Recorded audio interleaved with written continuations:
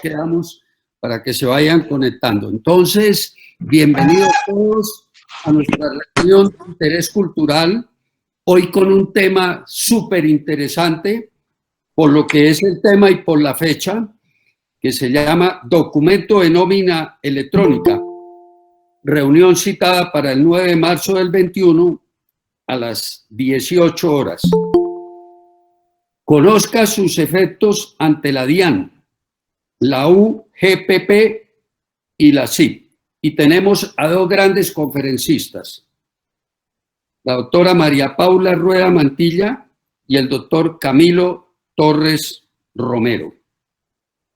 Voy a permitir decir algunas cosas de María Paula y de Camilo. María Paula Rueda Mantilla es abogada con magíster en asesoría jurídica de empresas, especialista en Derecho Comercial y Tributación, especialista en gerencia de empresas, con habilidades para la interpretación del sistema jurídico y amplia destreza para hacer propuestas viables y efectivas en la solución de problemas. María Paula es abogada de la Universidad del Rosario, con logros como monitora del curso de Derecho Comercial General. Posteriormente, hizo una especialización en Derecho Comercial en la Universidad del Rosario. Después, hizo una especialización en tributación en la Universidad de los Andes.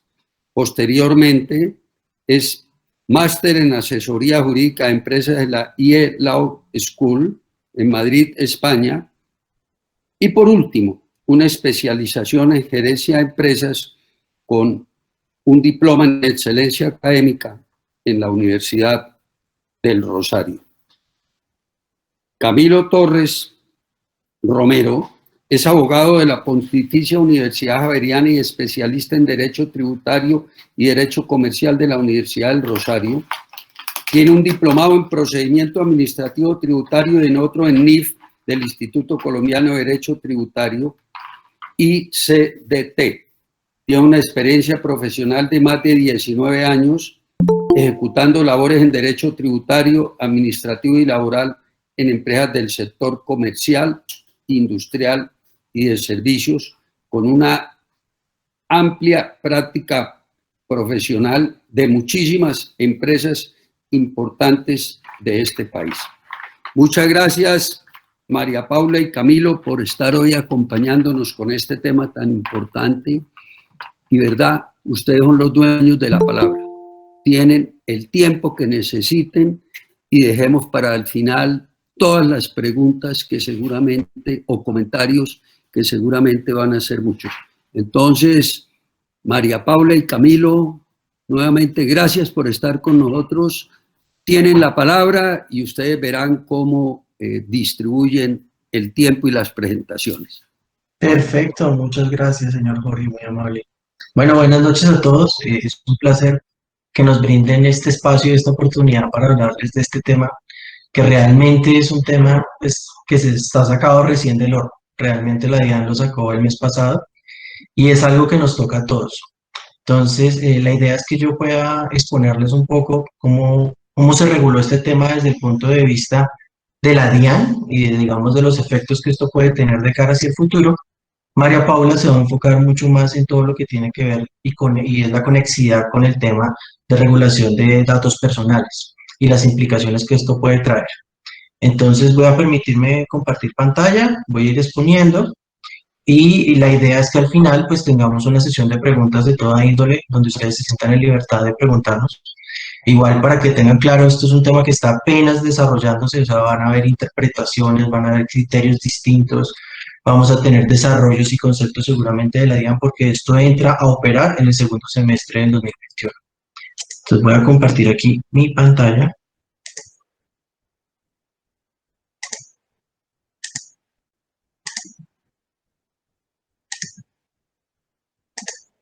Listo. Entonces, lo que acabo de explicarles, vamos a tratar la resolución 1321 que salió el mes pasado y vamos a tratar todo lo que tiene que ver con nómina electrónica y tratamiento de datos personales. Entonces, ¿qué podemos decir primero de este tema? Bueno, este tema nació de la mano de la facturación electrónica. Digamos, todos aquellos que estamos metidos en el ejercicio del mundo empresarial, sabemos que de un tiempo para acá, pues el Estado colombiano creó una obligación nueva para muchas personas jurídicas y personas naturales de emitir facturas electrónicas. Y venimos de un proceso donde, digamos, ya a estas alturas del partido, a estas alturas de este año, ya deberíamos estar prácticamente todos incluidos en la facturación electrónica. En esa regulación de facturación electrónica, en la norma que dio, digamos, lugar a eso, que fue el artículo 616, raya 1 del Estatuto Tributario, trajo un parágrafo chiquito, que ahí lo cito, que dice que este sistema de facturación electrónica también es aplicable a otras operaciones. Y entre esas operaciones que es aplicable es a los pagos de nómina, a las exportaciones, importaciones, pero realmente en este caso nos vamos a referir únicamente a los pagos de nómina. Y digamos que, ¿por qué crean este sistema? Primero porque, digamos, las personas que tienen un contrato laboral no están obligadas a facturar. Entonces, dentro de las categorías o de las personas que están obligadas a facturar, una de las personas exceptuadas son aquellos que tienen un contrato laboral. Y el otro, digamos, punto importante tener en cuenta es que antes de esto no existía un documento, digamos, previamente establecido que fijara cuáles eran los requisitos para soportar un pago de nómina. No, digamos que ese documento no estaba. Usualmente uno para pagar, digamos, soportar un gasto dentro de digamos, el impuesto sobre la renta, tenía que soportar el pago de nómina, bien sea con los desprendibles de nómina, también podía, digamos, complementar ese soporte con los contratos, con los pagos efectivamente hechos, con los giros o transferencias, pero no había un pago efectivo, no hay un documento efectivo que soportara eso. La administración tributaria buscó crear ese documento para unificar eso. Vamos a ver que esto va a tener, digamos, un desarrollo más amplio que solo para soportar gastos de nóminas dentro de nuestro impuesto sobre la renta. ¿Quiénes están obligados a esto? Entonces es importante tener claro quiénes tienen que implementar. Y lo tienen que implementar todos los contribuyentes del impuesto sobre la renta. Esas son las personas, sean personas naturales o jurídicas, tienen que adoptar este sistema. Claro, hay que tener, digamos, presente una cosa, y es aquellos que pretendan deducir de su renta los costos que paguen de nómina. Entonces, por ejemplo, digamos, nos podemos poner en un caso hipotético donde una persona natural asalariada tiene contratada una persona para los servicios de su hogar. Esa persona que es asalariada, pues no está obligado a esto porque no puede deducir de sus rentas laborales este pago. Entonces, en ese caso no estaría obligado. Pero el resto de personas, sean jurídicas o naturales, que pretendamos deducir de nuestra renta costos de nómina, vamos a tener que aplicar este sistema. Somos quienes estamos obligados. Ahí vale la pena hacer una precisión, y es que van a haber ciertas entidades o ciertas personas que no entran dentro de este universo. Hoy, cuando estábamos preparando los últimos detalles de la charla con María Paula, yo le comentaba y le decía, mira, aquí hay que tener presente que, por ejemplo, existen no contribuyentes del impuesto sobre la renta que tienen empleados. Entonces le daba unos ejemplos: Pervigracia,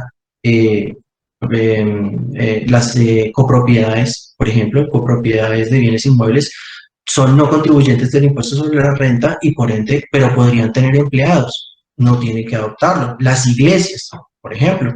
Pero pensaba también en otras digamos, figuras o sistemas. Por ejemplo, reflexionaba sobre aquellas personas naturales o jurídicas que se han vinculado al régimen simple de tributación. Uno de los factores principales del régimen simple de tributación es que no es contribuyente sobre la renta, o sea que estaría excluido de esta obligación. También estaría excluido de esta obligación los consorcios, porque los consorcios no son contribuyentes sobre la renta.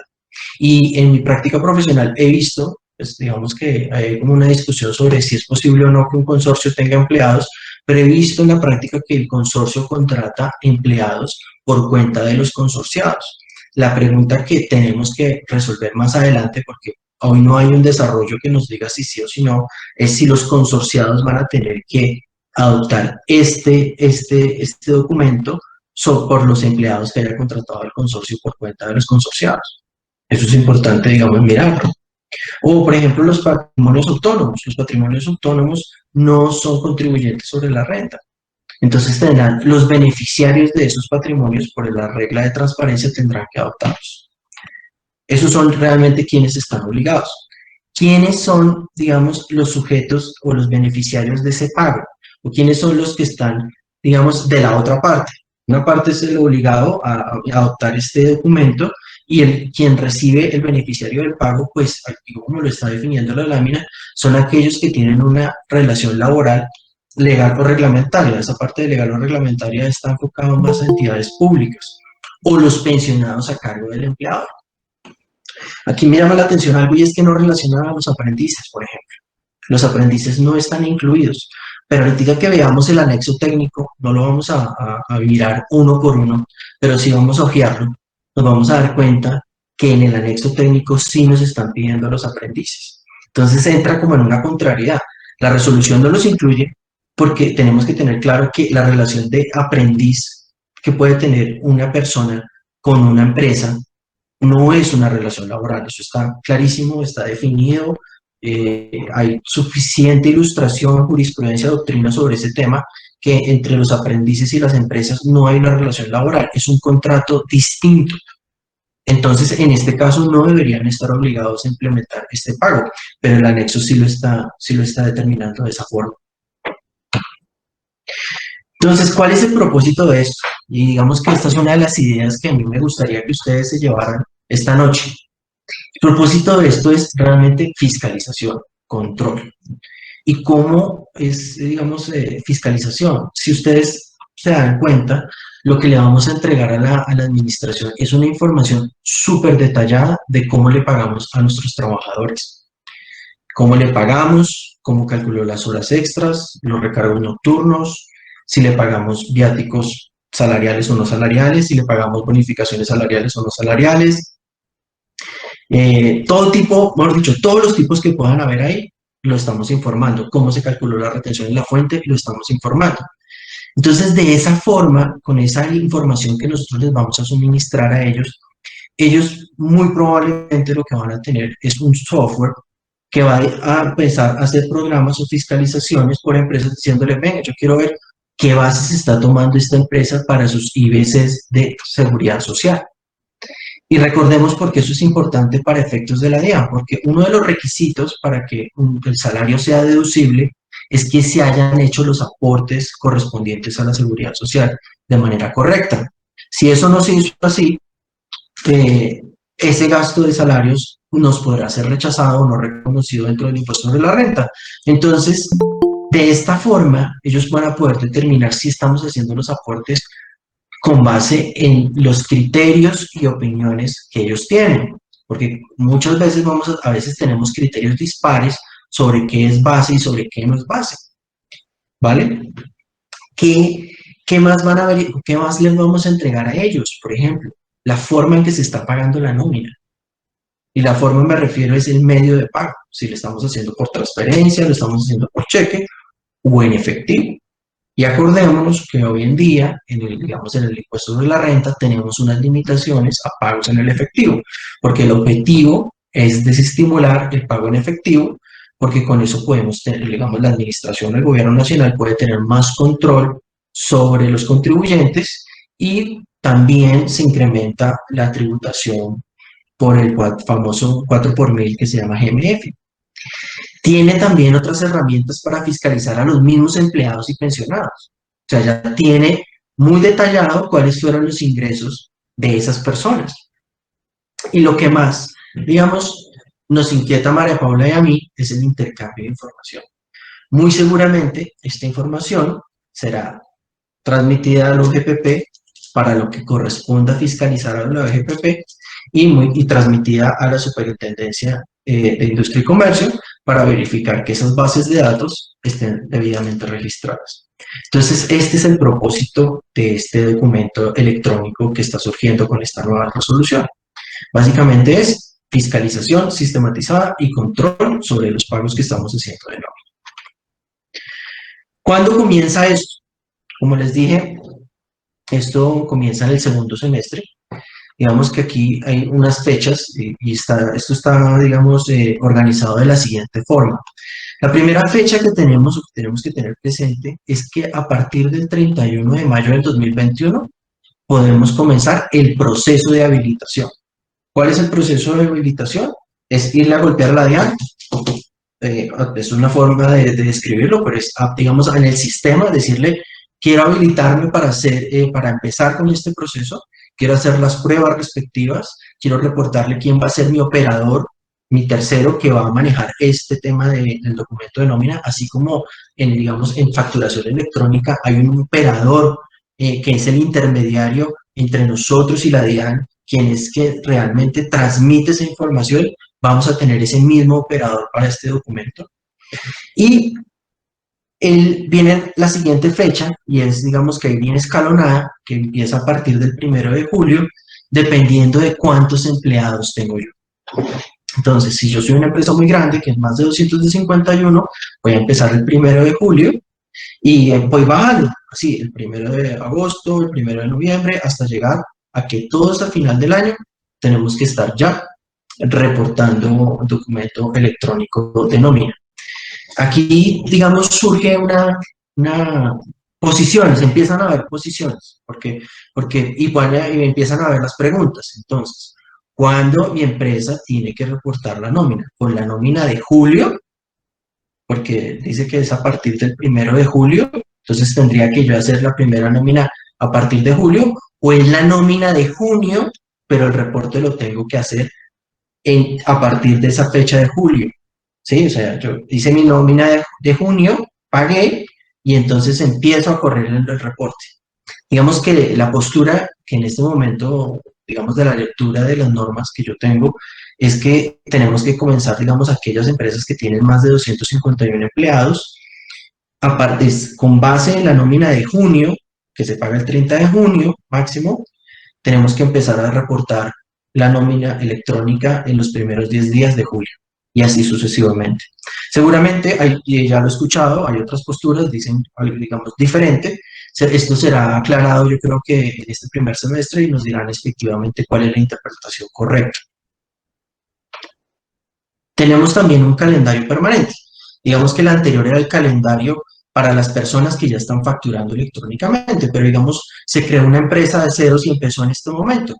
Entonces, la resolución nos dice que van a tener 2 meses contados a partir de la realización de los pagos o abonos en cuenta para hacer ese reporte, esa habilitación, y después sucesivamente ese reporte. Y finalmente, hay unas personas que no son obligadas a facturar electrónicamente. Hay algunas actividades, hay algunas personas que no tienen esa obligación, que están descritas en el decreto único tributario y también en la resolución que regula la facturación electrónica. Para ellos se creó, les dio mucho más plazo, porque a pesar de que esas personas no están obligadas a implementar factura electrónica, sí van a tener que implementar el documento de nómina electrónica. Y por eso es que vemos que la fecha de habilitación está a partir del 31 de marzo del 2022, del próximo año, y la fecha máxima para empezar a generar es el 31 de mayo del 2022. A esas entidades o personas se les da mucho más plazo porque ellos todavía no tienen la cultura de la facturación electrónica, por ende les va a costar más implementar esto. Entonces, ¿qué es el documento soporte de nómina? Pues es un documento electrónico. Entonces, básicamente es un documento electrónico que nos va a servir para soportar nuestros costos o deducciones de nómina. Ese es el documento soporte de nómina. A partir de las fechas de las cuales estamos obligados a transmitir ese documento, a partir de ese momento no vamos a poder soportar nuestros pagos de nómina con otro documento diferente a este. Así es de claro. Entonces, por ejemplo, para aquellas desde la perspectiva o el criterio que les acabo de explicar, para aquellas empresas que tienen más de 251 empleados y hacia arriba. En mi opinión, la nómina de junio ya tendrá que estar soportada con este documento electrónico. ¿Qué requisitos tiene este documento electrónico? Tiene que estar denominado expresamente como pago de nómina, tiene que tener toda la identificación plena del pagador, toda la identificación plena del beneficiario del pago. El código único que se denomina CUNE, eso es un código específico que se genera para un código de identificación único que se genera para cada documento. Debe llevar un número, digamos, consecutivo, cada documento tiene que tener un consecutivo. Debe tener los valores de lo que devengó esa persona, de los valores deducidos que se le dedujeron en ese periodo y la diferencia. Eso es básicamente lo que debe tener, pero digamos que esto suena muy corto, ¿sí? Aquí hay otros requisitos, digamos, esto suena muy corto, pero realmente ¿dónde está, digamos, el detalle? En el anexo técnico. Ahí es donde está, digamos, toda la importancia de la información que le vamos a suministrar a la administración. Y estaba ahí en el numeral 9. Entonces vamos a darle el medio de pago, la fecha, hora de generación, vamos tiene que la firma digital y debemos suministrar también el nombre del proveedor de soluciones tecnológicas y la identificación del software con que se generó este documento electrónico. Esos es todo, digamos, los requisitos mínimos que debe tener. Y entonces, digamos que aquí hay unas láminas donde vamos a ver, no vamos a detenernos en cada uno de ellos porque pues no es la idea. Igual este material les va a quedar para ustedes para que lo puedan repasar detenidamente. Igual esto está en la resolución también. Pero sí quiero que veamos algunas cosas y el nivel de detalle que les están pidiendo o que nos están pidiendo. Démonos cuenta que nos piden fecha de ingreso y fecha de retiro. Fecha de retiro se debe registrar cuando la persona se fue. El tiempo laborado, nos pueden pedir hasta el tipo de moneda y la TRM que aplicamos, porque el salario puede estar pactado en dólares. Nos pide todos los datos de identificación del trabajador, nos pide dónde trabaja, nos puede pedir el tipo de contrato, imagínense, o sea, ya tenemos que decirle si es contrato hora labor, contrato a término indefinido, contrato a término fijo, todo el tipo de contrato, si tiene salario integral o no, tipo de cuenta bancaria, en este caso los días trabajados, y ahí empieza digamos, un nivel de detalle que me parece bien complicado, porque le pide a uno, pues obviamente, los tipos de viáticos que le entregó, si son viáticos salariales o viáticos no salariales. En el caso de horas extras le pide la hora de inicio de la hora extra, la hora de fin de la hora extra, cuántas cantidades de hora extra se realizaron o se causaron. Te le pide exactamente todo lo que tenga que ver con recargos nocturnos. O sea, le pide un nivel de detalle importante porque le pide la hora de inicio y la hora de final. Esto implica que tengamos un control, pues ya lo deberíamos tener muy desarrollado, donde veo que esto va a implicar un reto muy importante, sobre todo en las pequeñas empresas, que de pronto son un poco más informales y no tienen esto tan organizado. Porque dándonos cuenta que las pequeñas empresas que no se hayan acogido al régimen simple, pues son contribuyentes del impuesto sobre la renta y van a tener que adoptar esto sí o sí, o pasarse al régimen simple para evitar este tipo de cosas.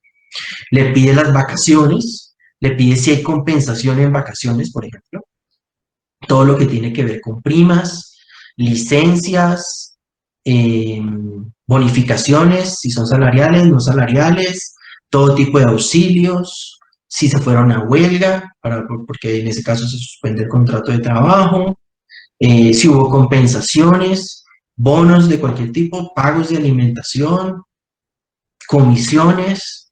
O sea, uno le está dando de todo. Todo la administración debe saber exactamente mes a mes qué está pasando y cómo usted le está pagando a esa persona.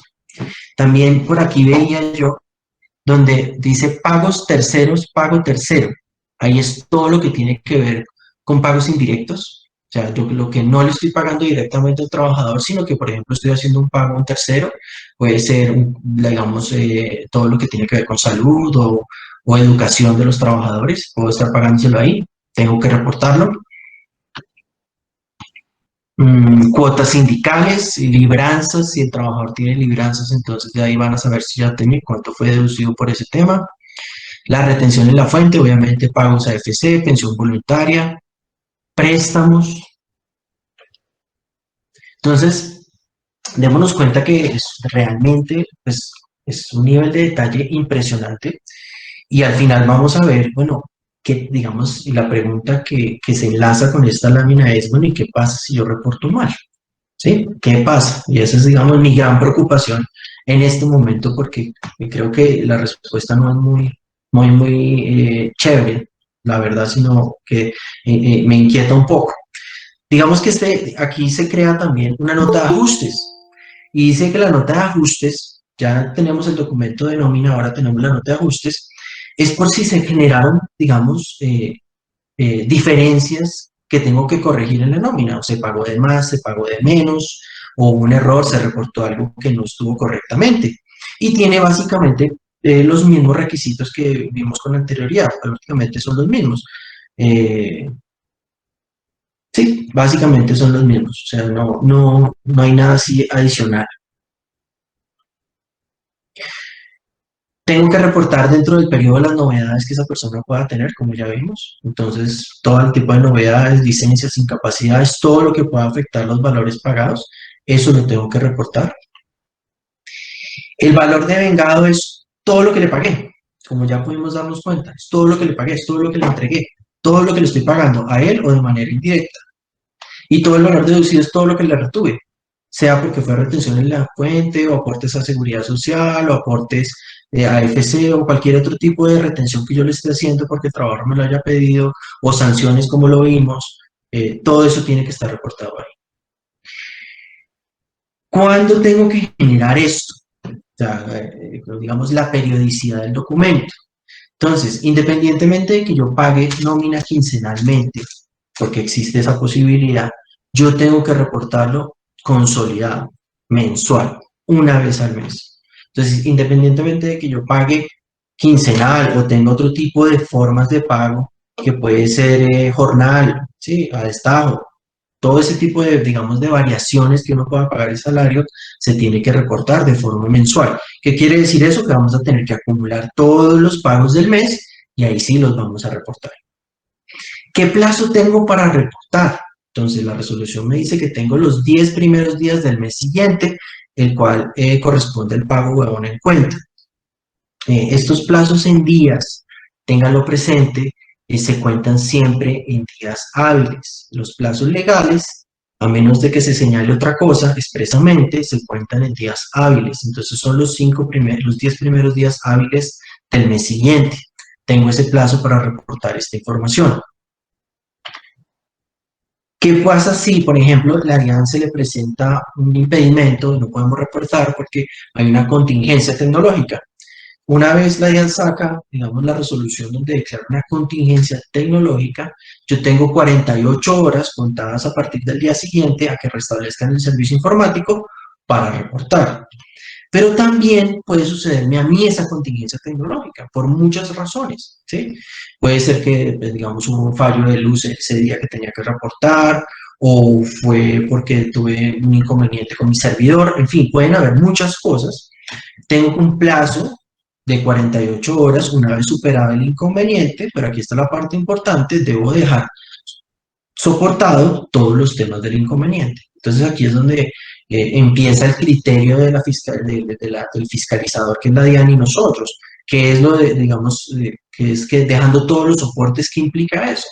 Y ahí es donde, pues, una parte de lo que queremos sensibilizarlos es que si eso llega a ocurrir, dejen total evidencia de lo que ocurrió. Videos, grabaciones, perdón, soportes, los soportes correspondientes que prueben que realmente ustedes tuvieron un problema tecnológico y de verdad no pudieron reportar, porque eventualmente, muy seguramente, si ustedes no sustentan eso bien, les van a poner una sanción.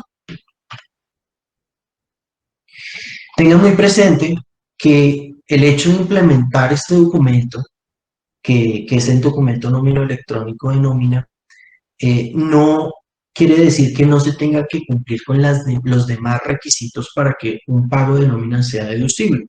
¿Y cuáles son esos requisitos? Pues son varios.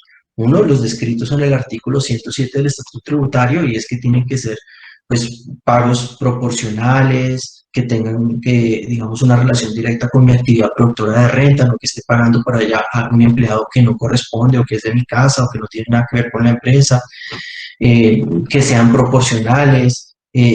Esos requisitos se tienen que cumplir pues con los debidos aportes a la seguridad social, se tiene que cumplir también con la retención en la fuente respectiva, porque recuerden que si uno no practica la retención que corresponde, ese pago de que no fue base de retención no será deducible. Entonces no quiere decir porque este documento se implementó, esos requisitos se pierdan, no, esos requisitos hay que continuar y hay que seguirlos cumpliendo. Entonces entramos, digamos, en uno de los temas que, pues, digamos, son uno de los que más me preocupa a mí es el tema de las sanciones. Entonces, la primera sanción es no implementé esto, ¿sí? No implementé esto y pues la sanción evidente es que si no implementé esto, pues, digamos, la consecuencia más tangible es que no voy a poder soportar mi nómina y pues eso pues, implica perder un gran porcentaje de deducciones dentro de mi ejercicio del impuesto sobre la renta y por lo tanto mi tributación se va a subir. Hay una norma, esta norma, digamos, que es del 684 rayados, dice que si yo no implemento estos sistemas dentro de los 3 meses de haber sido dispuestos por la DIAN, pues me pueden imponer la sanción por cierre de clausura, perdón, por la sanción de clausura de establecimiento. Pero digamos que ocurra eso, digamos, puede ocurrir, pero no es lo más inquietante del asunto.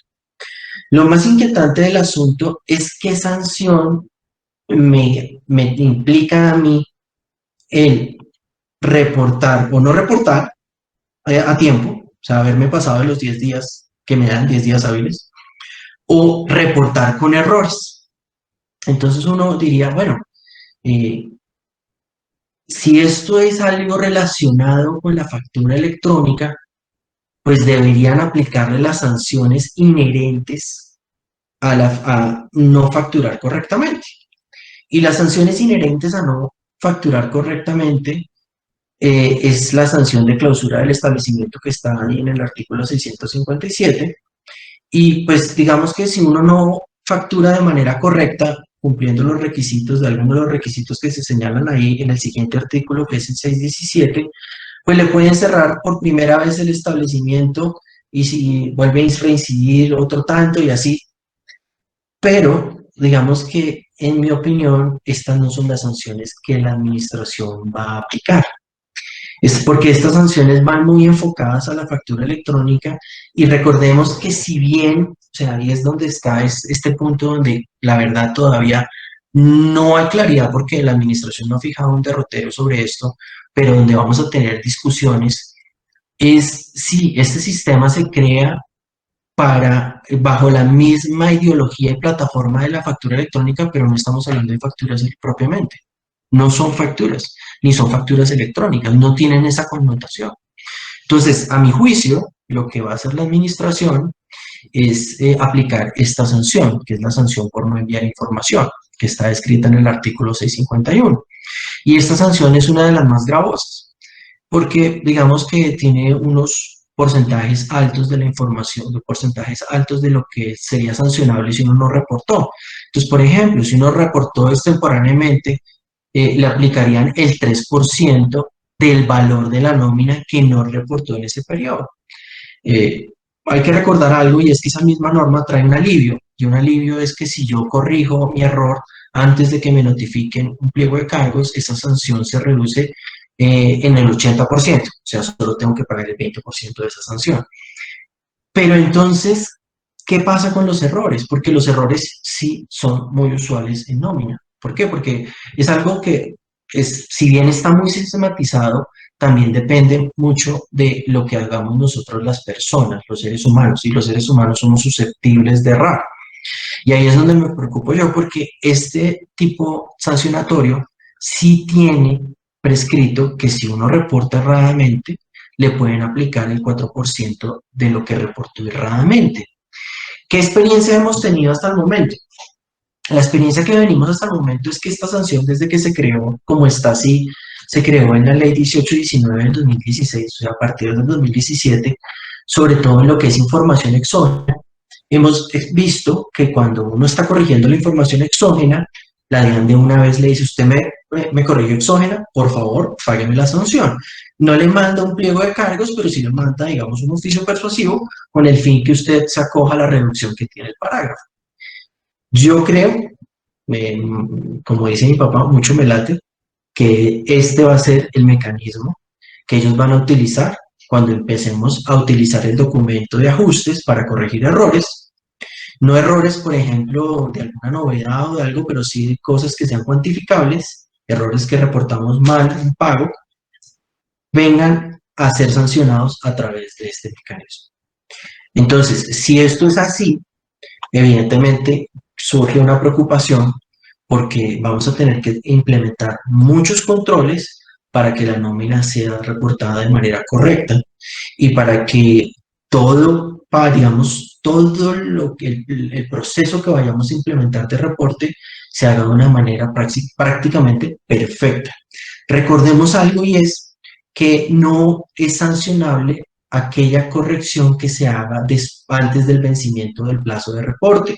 Entonces, como yo tengo 10 días hábiles para reportar, si yo detecto antes de ese vencimiento algún error, yo puedo ajustarlo antes de que llegue ese plazo. Esa sería mi interpretación en este momento.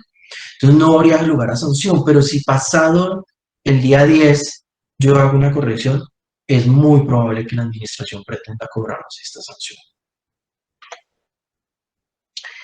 Bueno, yo creo que me rindió bastante. Así es, así es. Entonces, sí, si me lo permite, no vaya a ser responsable por los efectos que tenga esta transfuga de ese nivel de detalle de información que está siendo reportada a través del documento de nómina electrónica. Y en últimas, que los titulares de la información, que para el efecto son los beneficiarios del pago, pues tengan protegida su información personal. Y entonces aquí voy a comenzar a explicar un poco antes de entrar propiamente en el tratamiento de datos personales que el contribuyente debe realizar, en las obligaciones que la DIAN estableció en el artículo 28 de la resolución 13 de 2021. Y las obligaciones prácticamente están enfocadas a que todo contribuyente que quiera obtener esta deducción debe aceptar todos los términos y condiciones que están determinados en el anexo técnico y que prácticamente están enfocados a dos grandes grupos. El primero es a que todo el contribuyente debe obtener la firma digital, que es distinta a la firma electrónica, y ahora me voy a referir un poco a este concepto.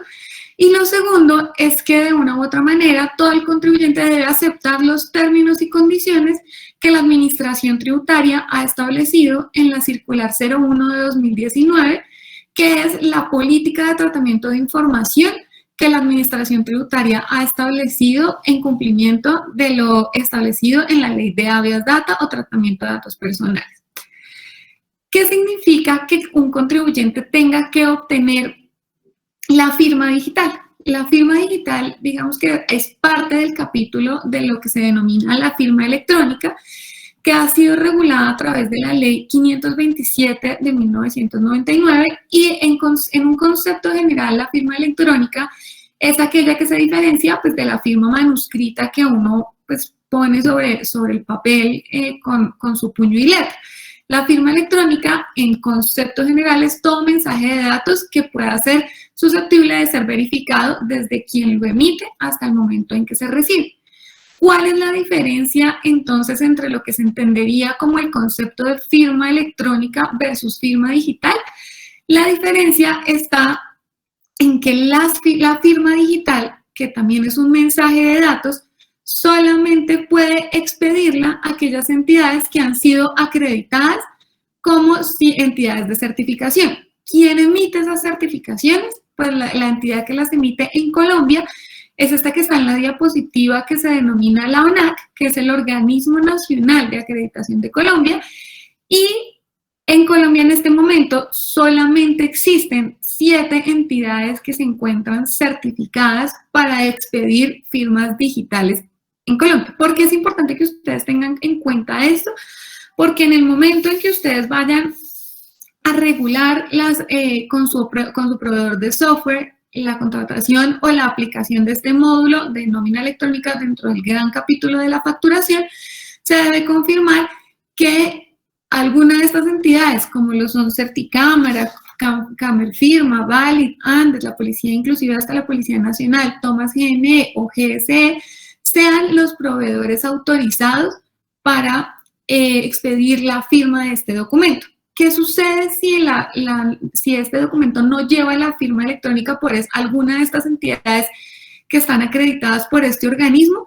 Que a pesar de que tenga todos los elementos que Camilo en su momento explicó del devengo, de las deducciones y finalmente los saldos, si el documento no va firmado a través de firma digital y lleva una firma, digamos, digital que no sea de una entidad de certificación abierta, sino una entidad de certificación privada, va a generar que no se pueda aplicar la deducibilidad del costo o el gasto para el impuesto sobre la renta o sobre el IVA que puede llegar a aplicar según el caso. Y entonces aquí a mí me gustaría, como para darles un poco de claridad, diferenciar qué hace la diferencia entre una entidad de certificación abierta o una entidad de certificación cerrada.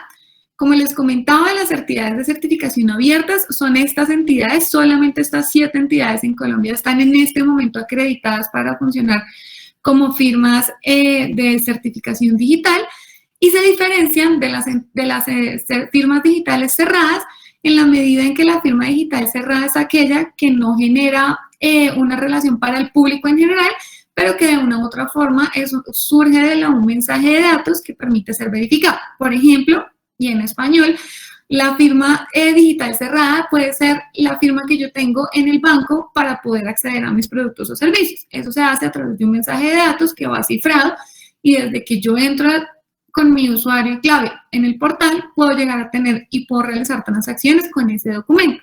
Las abiertas son las que expiden estas entidades de certificación y que son distintas, digamos, a la firma que en este momento tiene la DIAN para la transmisión de cierta información.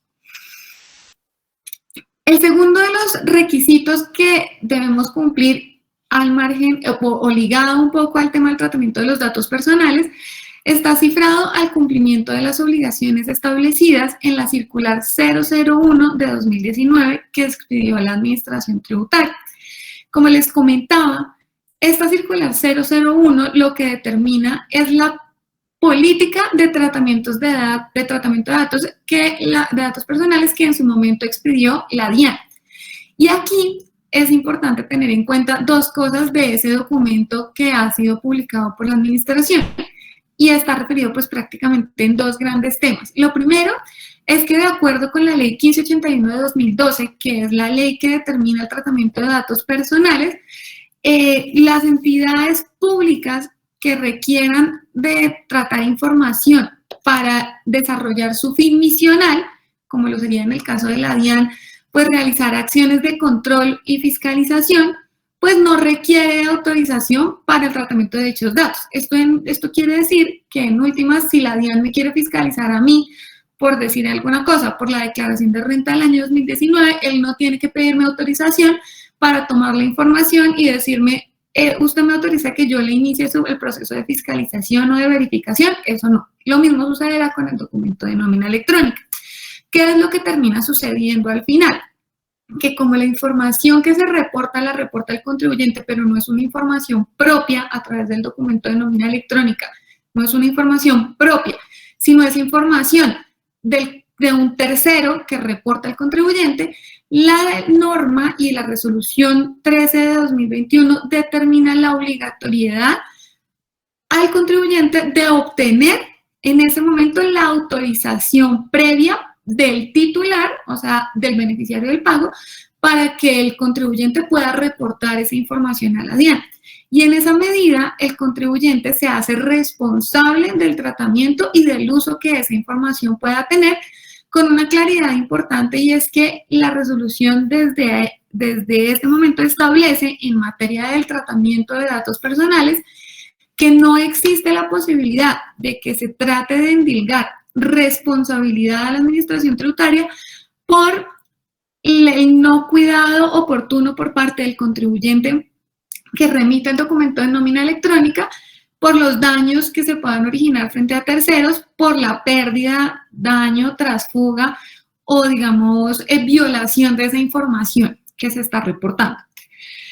Lo segundo es que en esta política que se establece a través de la circular 001 de 2019, la Administración Tributaria estableció una autorización expresa para que todas las personas que van a terminar enviando o que la información que va a terminar llegando a la DIAN autorizan expresamente a la Administración Tributaria para que ella pueda realizar intercambio de información con otras entidades del Estado para que se pueda desarrollar los fines misionales de esas entidades. Y ahí es donde ustedes pues podrán ver, y seguramente lo han visto, que en el pasado ya la DIAN suscribió un acuerdo de transmisión de información con la Unidad de Gestión de Parafiscalidad, pero si ustedes se dan cuenta, este año, en el mes de febrero, la DIAN ya ha suscrito 2 convenios de cooperación con diferentes entidades del Estado. ¿Cuáles son? Con la Superintendencia de Sociedades y con Colombia Compra Eficiente. Hace poco salió el comunicado de prensa del alcance y contenido de estos acuerdos de cooperación, que pues me parece importante ponerlos en contexto para entender que el Estado se está dando cuenta de la gran capacidad de información que tiene y que trabajando coordinadamente entre las entidades van a poder ejercer de una u otra forma cada una de ellas mejor su actividad misional. Para el caso del acuerdo de cooperación que se firmó entre la Superintendencia de Sociedades y la DIAN, esta tiene como propósito que se van a compartir todo tipo de información relativo a 2 conceptos muy importantes. El primero está toda la conformación de grupos empresariales y registro de situación de control que se pueda presentar y todo el tema de conglomerados que se pueda presentar entre los diferentes contribuyentes o vigilados por parte de la superintendencia, para que con este cruce de información se puedan iniciar las investigaciones, ya sea por venta a través de precios de mercado, registro de situación de control, cumplimiento de los deberes formales ante las entidades, etc. Y 2, un requisito que salió también a finales del año pasado, y es que Colombia, como es parte de la OCDE, y yo creo que parte de todo esto, de este proceso de Big Data que está teniendo el Estado, surge como consecuencia de la admisión de Colombia a este organismo internacional, surge con la posibilidad de que toda compañía que tenga activos o ingresos superiores al 31 de diciembre, que sean superiores a 30.000 salarios mínimos, están obligados a cumplir, a más tardar el 30 de abril, todas las normas relativas al SARLAF privado, como digamos el propio que uno suscribe cuando va a abrir una cuenta bancaria. Todas las organizaciones que tengan activos o ingresos superiores a 30.000 salarios mínimos se van a tener que cumplir con estas normas de SARLAF.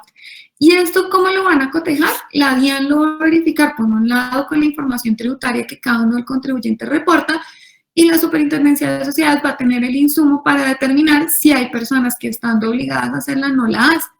Lo mismo sucede con el convenio de cooperación que la DIAN suscribió con Colombia Compra Eficiente, también en el mes de febrero de este año, que lo que va a hacer es hacer cruces de información para determinar y verificar que las empresas que están participando en procesos licitatorios o en diferentes modalidades de contratación con el Estado estén dando información consistente que permita evitar pues cualquier acto que pueda distorsionar los intereses del Estado para generar una contratación mucho más transparente y con menores índices de corrupción.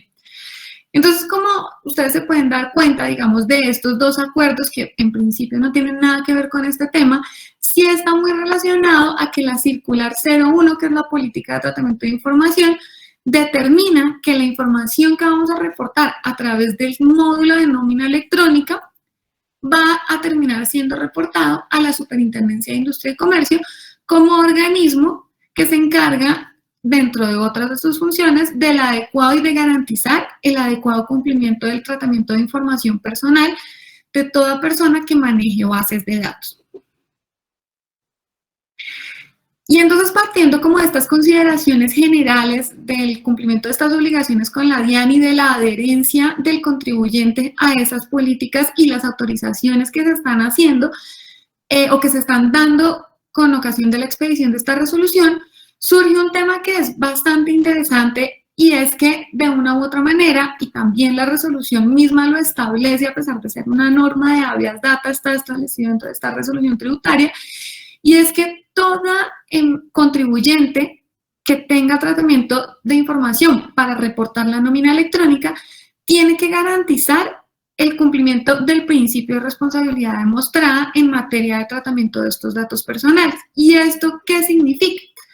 Esto significa que toda persona que maneje información de terceros, que ya entraría a explicar un poco cuáles son las diferencias entre el tipo de información que uno puede terminar manejando, y lo aplicaré con un poco a los rubros, tanto del devengo como de las deducciones que se realizan, de los tipos de información que se tienen, es que yo tengo que estar en la posibilidad de demostrar de forma efectiva que se está cumpliendo con todo lo que se ha establecido en el régimen general de tratamiento de datos personales para evitar que se hagan pérdidas de información. Con un factor adicional, que aquí nosotros, de acuerdo a lo que está establecido en esta resolución de la DIAN, no solamente tenemos que cumplir con reportar nuestras bases de datos ante el Registro Nacional de Bases de Datos ante la Superintendencia de Industria y Comercio, sino que adicionalmente vamos a tener la obligación, de acuerdo con lo que está previsto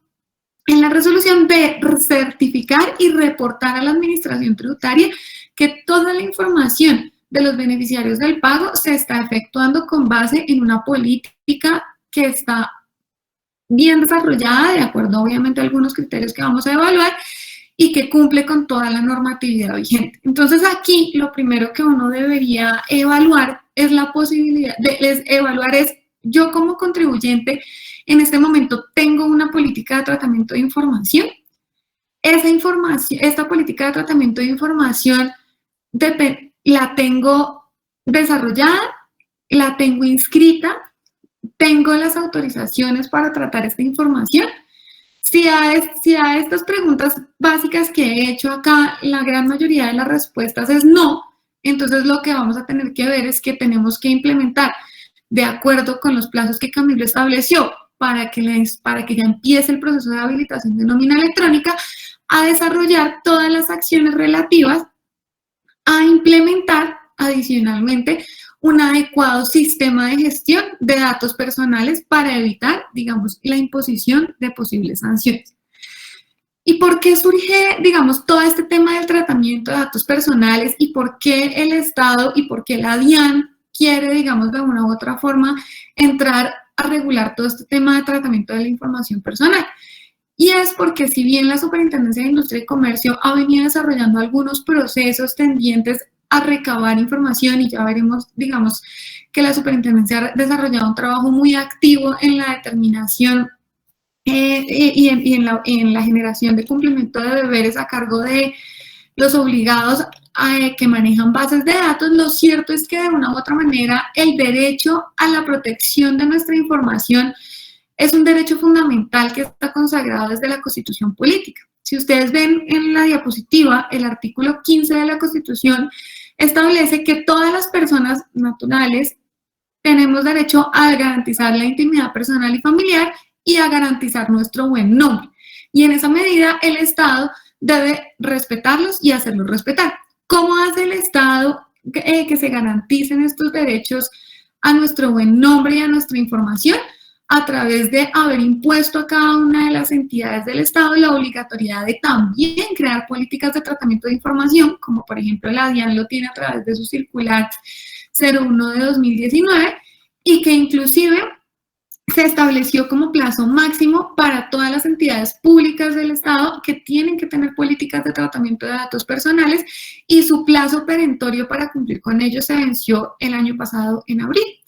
Si estas entidades del Estado no respetan esa información a través del cumplimiento de este principio constitucional, la sanción en el Estado corresponde al representante legal de la entidad, a quien le pueden iniciar una acción disciplinaria por un incumplimiento grave de sus funciones, pues que puede generar una serie de consecuencias para él como representante legal.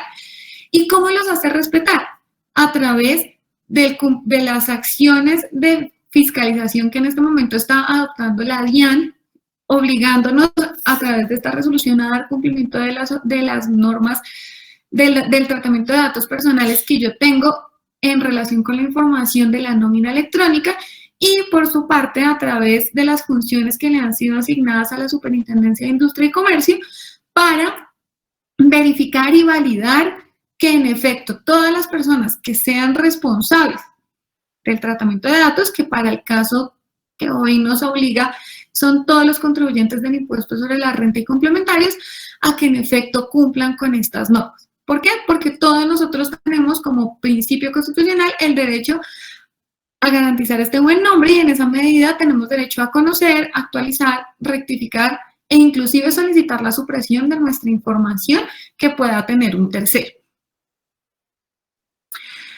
Y entonces aquí la pregunta que surge es, ¿qué tipo de regulación pues abarca todo este tema, además de la resolución, y hacia dónde cada uno de nosotros como contribuyente del impuesto sobre la renta tenemos que ir pensando que tenemos que hacer para poder garantizar la adecuada protección de la información? Y aquí entonces vamos a hablar un poco, pues muy genéricamente, sobre los regímenes de tratamiento de datos personales que actualmente existen en Colombia, que son dos. El régimen general de protección de la información personal, que está regulado en la Ley 1581 de 2012, que es la ley de habeas data, y el régimen de habeas data financiero, que es el que, digamos, permite o que surge como consecuencia de la información que uno reporta ante el sector financiero y que puede terminar reportado ante las centrales de riesgo, que está regulado en la Ley 1266 de 2018. Estas dos leyes tienen sus reglamentarios compilados en el Decreto Único Reglamentario 1074 de 2015, que para cada tipo de información o procedimiento reglamentario de la forma en cómo se deben tratar, el habeas data financiero con un mayor nivel de especificidad, pues por el tipo de información que se reporta, está recogido en estos dos decretos reglamentarios que quedaron en el 1074. Y por su parte, el régimen general de tratamiento de datos personales se reglamentó en el decreto 1377 de 2013, que va a ser muy importante para lo que vamos a hablar hoy del principio de responsabilidad demostrada, y el decreto 886 del año 2014, que se recopilaron en este último decreto del año 2015. Y entonces, digamos que partiendo de estas consideraciones generales, la primera pregunta es, bueno, listo, tengo que tener una información, tengo que reportarla, soy responsable porque en este momento la DIAN ha determinado que todos los contribuyentes son responsables del tratamiento de esa información, pero ¿qué es un dato personal? El dato personal, la Ley 1581 lo ha definido como cualquier información que esté vinculada o que pueda asociarse a una o varias personas naturales que sean determinadas o sean determinadas. Esto excluye en principio que los datos personales pues no serían aplicables para las personas jurídicas, pero aquí hay que tener en cuenta una cosa, y es que las personas jurídicas, en la medida en que pues son ficciones legales, no tienen información personal, pero pueden llegar a tener información personal ¿de quiénes? Pues de las personas naturales que las conforman, las dirigen o las lideran, que en cuyo caso podría ser pues la información de representantes legales, trabajadores, accionistas, etcétera, etcétera. Por su parte, entonces, si un dato personal es cualquier información que esté relacionada con una persona natural, que se entiende como una base de datos. La base de datos pues es el conjunto organizado de esos datos personales que sean objeto de un tratamiento, y esto significa que toda información que se trate, digamos, que se recoja de una persona natural, yo la tengo que tratar para algo, y entonces en esa medida yo tengo que definir los datos que voy a recopilar, para qué los voy a utilizar.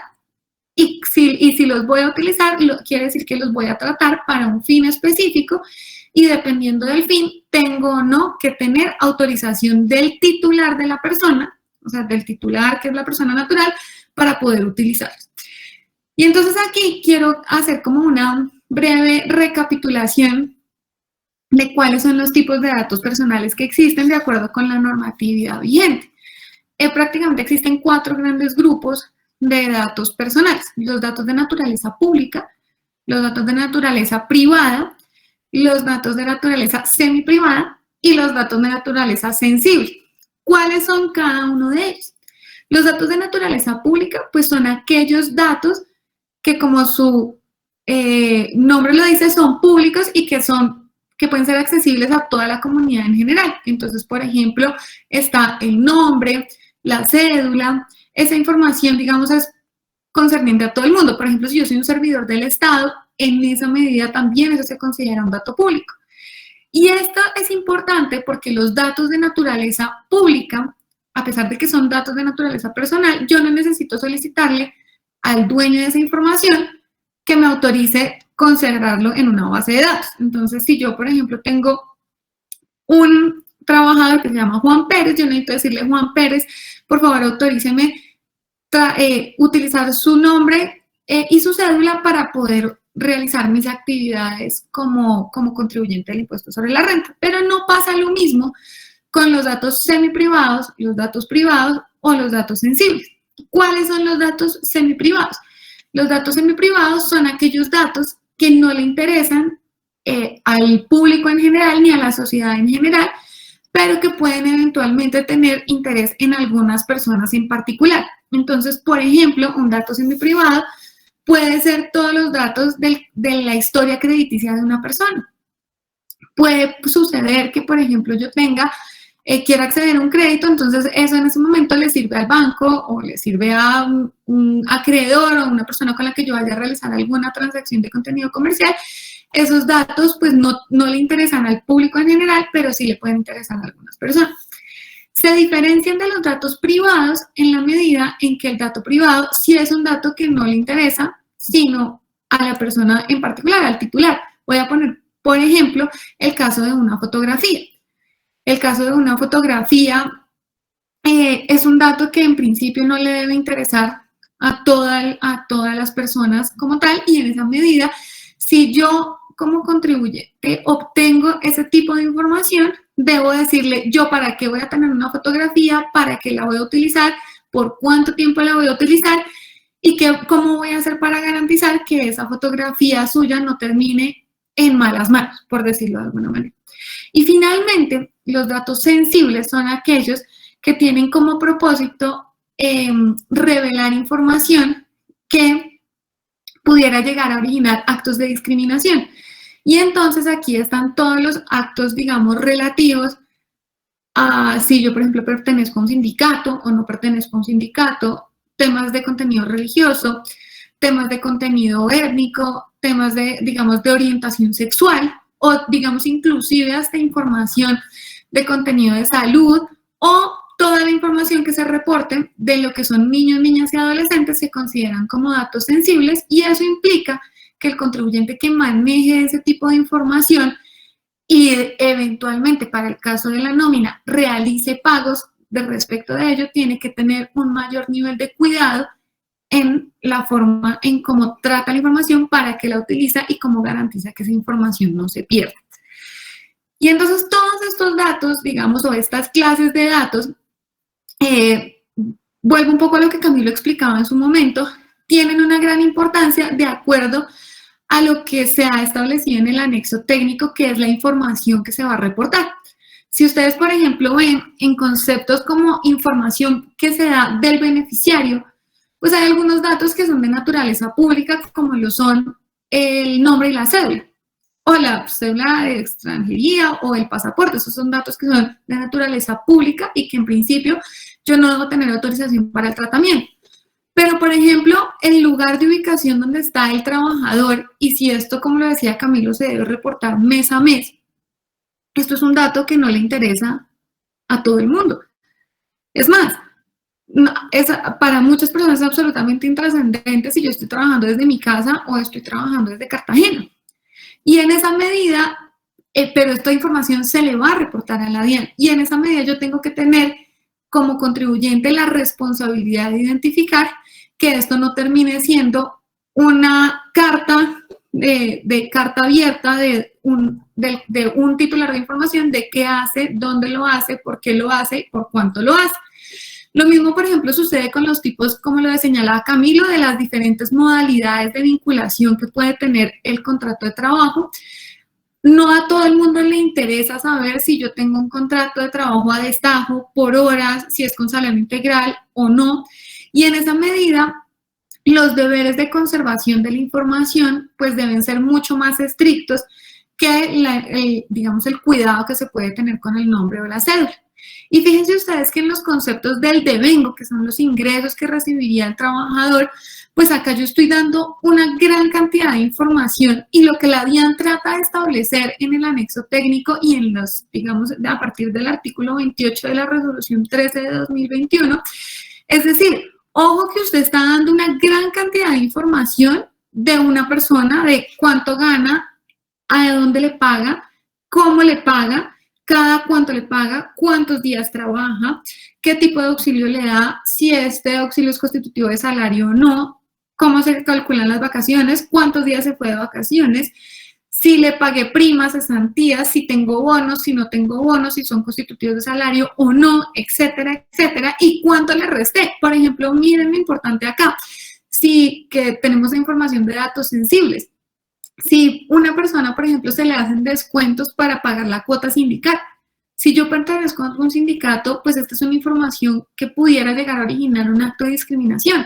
Lo cierto es que yo tengo que, como contribuyente del impuesto sobre la renta, tengo que tener una gran responsabilidad en el tratamiento de esa información y es así como la resolución de la DIAN obliga a que todo contribuyente tenga que garantizar que esta información que se reporta a través del sistema de nómina electrónica no vaya a ser enajenada a ningún tercero bajo ninguna circunstancia. Entonces, yo no puedo coger la información de mis trabajadores y vendérsela a alguna compañía que maneje o tramite las bases de datos, porque es que en últimas acá nos están dando toda la información de una persona, qué hace, en qué se gasta la plata y cuánto recibe en un periodo determinado desde el punto de vista salarial.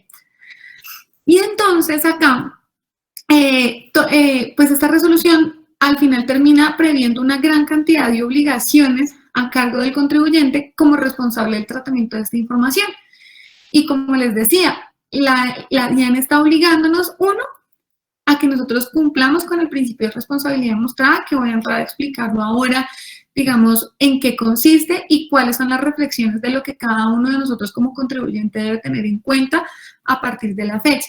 Dos, nos está obligando a que tenemos que certificarle a la DIAN cómo estamos haciendo el tratamiento de esta información. Y si ustedes nos volvemos unos 10 minuticos antes y vemos que la circular 0119 me dice que la DIAN permite que aceptando la política de tratamiento de datos personales, yo le estoy dando la facultad a la DIAN para que esa información que yo haga, ella se la pueda reportar a otra entidad. Lo que estamos haciendo en últimas a través de estas certificaciones es darle como una patente de corso a la DIAN para que le remita eventualmente la información a la Superintendencia de Industria y Comercio y la Superintendencia de Industria y Comercio pueda validar si en efecto se está cumpliendo o no con lo que yo estoy certificando, con las consecuencias que pudiera inclusive llegar a tener de otra naturaleza el incumplimiento o una certificación que no se acomode a la realidad. Dentro de otras obligaciones pues, que establece también la resolución, me parece importante resaltar que la DIAN en el artículo 32 de la resolución determina que el contribuyente debe velar por el correcto y cumplimiento de todos los principios rectores que se establecen en la Ley 1581 y los decretos reglamentarios, debe garantizar que los derechos de todos los titulares, esto es, de los beneficiarios del pago, no se van a ver afectados en ningún momento, tiene que cumplir con todas las obligaciones que se determinan como responsables del tratamiento de la información y, en últimas, tiene que destinar todos los recursos de naturaleza humana y técnica para garantizar que no va a haber una transgresión del derecho fundamental a el habeas data. Y esto, todo esto se condensa en lo que se denomina el principio de responsabilidad demostrada. Este principio, digamos que surge en la OCDE en los años 80, cuando se empieza a establecer la responsabilidad a quienes manejan información personal de adoptar medidas idóneas para garantizar pues que en efecto se haga una adecuada protección de datos de terceros. Esto pues en inglés, digamos, el principio de responsabilidad demostrada se denomina el principio de la accountability, y este principio lo que busca es que todas las medidas que se adopten por quien tenga el deber de custodiar información de otra persona sean capaces de ser demostradas de forma efectiva al Estado. ¿Y cómo se hace esto? Pues esto realmente se hace a través, o la forma en cómo se recomienda que se desarrolle es a través de la creación de un programa integral de la gestión de los datos personales.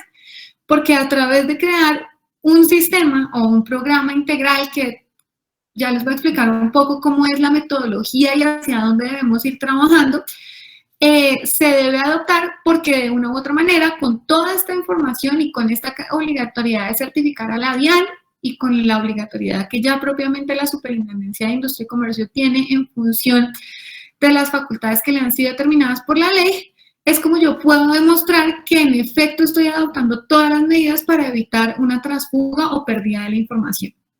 Y es así como en este decreto 377-2013, que pues es una norma ya bastante antigua, determina que el principio de responsabilidad se puede garantizar a través de 4, digamos, grandes medidas que se deben, o 4 grandes conceptos que se deben evaluar por quien tenga la responsabilidad del manejo de información de terceros.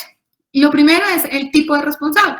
Pues si yo soy una persona natural, que para el caso sería el contribuyente de impuestos sobre la renta, tendré que evaluar cuáles son las medidas como persona natural, si soy una persona natural comerciante o no soy una persona natural comerciante. Y esto es importante porque de una u otra forma, como lo decía Camilo al comienzo de la charla, las personas que no son responsables de facturar electrónicamente, para el año 2022 también van a tener que instrumentar este documento de nómina electrónica. Y entonces en la medida en que yo tengo que pensar que 2022 es pasado mañana, tengo que empezar a pensar si yo también tengo que empezar a adoptar estas medidas de tratamiento de datos personales. Entonces, no es lo mismo ser una persona jurídica que una persona natural, pero en ambos casos estos son los criterios que yo debo tener para evaluar. Lo segundo es que si soy, digamos, un comerciante o soy una empresa, pues las medidas que tengo que adoptar dependerán de mi tamaño. No es lo mismo exigirle el cumplimiento de algunas medidas de seguridad a un gran contribuyente que a una MIPYME que, pues, digamos, no tiene los recursos ni el talento humano para poder desarrollar este tipo de actividades. El tercer criterio para determinar el programa de cómo se debe tratar la información, y fíjense la naturaleza de la información que se está reportando a través del documento de nómina electrónica, es la naturaleza de los datos que yo recojo. Y entonces aquí la administración o digamos el contribuyente tiene que entrar a evaluar de todos los conceptos que están determinados en el anexo técnico, qué información puede ser considerada como un dato privado, como un dato semiprivado o como un dato sensible, para adoptar las medidas adecuadas para el tratamiento de la información durante lo que se denomina el ciclo de vida del dato, que no es desde el momento en que yo pido la autorización al titular para tratarlo hasta el momento en que yo lo destruyo para los fines, pues porque ya no los necesito. Con una precisión aquí adicional, y es que cuando el dato personal se suprime, yo tengo que certificarle a la DIAN dentro de los 5 días hábiles siguientes que he eliminado la información porque no la necesito. Miren esto, a la DIAN tengo que reportarle esta información, ¿y para qué la DIAN la quiere? Pues es muy posible que con base en la política de tratamiento de datos personales termine siendo información que llegue a la Superintendencia de Industria y Comercio y ella valide si en efecto los datos que se reportan o no ante el Registro Nacional de Base de Datos se están cumpliendo efectivamente. Y finalmente el último criterio para determinar este programa integral de gestión de datos personales es el tipo de riesgos asociados al negocio. Entonces no es lo mismo tener información de una venta de empanadas que tener información de una clínica que maneja a pacientes con cáncer o con SIDA. Entonces, dependiendo del tipo de información, yo también tengo que adoptar determinadas medidas. Entonces, ¿Cómo se debe formular y hacia dónde debemos pensar que se tiene que cumplir este programa de integral de gestión de datos personales? Porque pues, lo exige la ley 1581, pero ahora se lo tengo que certificar a la administración tributaria, pues a través de 4 grandes pasos que están muy relacionados a la forma o el ciclo de un proceso administrativo. Lo primero es pues, que exista un compromiso del contribuyente en adoptar medidas necesarias para garantizar el tratamiento adecuado de la información. Lo segundo es que existan controles que permitan que esas medidas o ese compromiso pues se cumpla, y ya vamos a ver un poco a qué se refieren estos controles.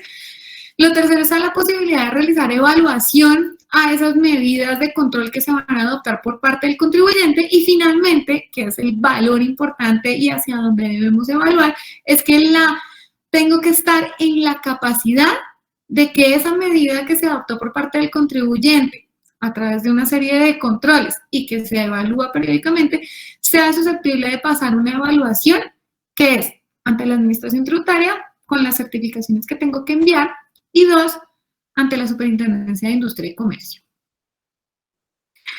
¿Qué hace parte de lo que se denomina el compromiso? Pues digamos que esto pues está un poco más enfocado hacia los contribuyentes que son personas jurídicas o digamos ficciones legales, como lo puede ser una fundación o lo que sea. Es que la alta gerencia de ese contribuyente se comprometa a que va a destinar el tiempo, los recursos y el personal necesario para que se pueda determinar un programa integral de tratamiento adecuado de la información.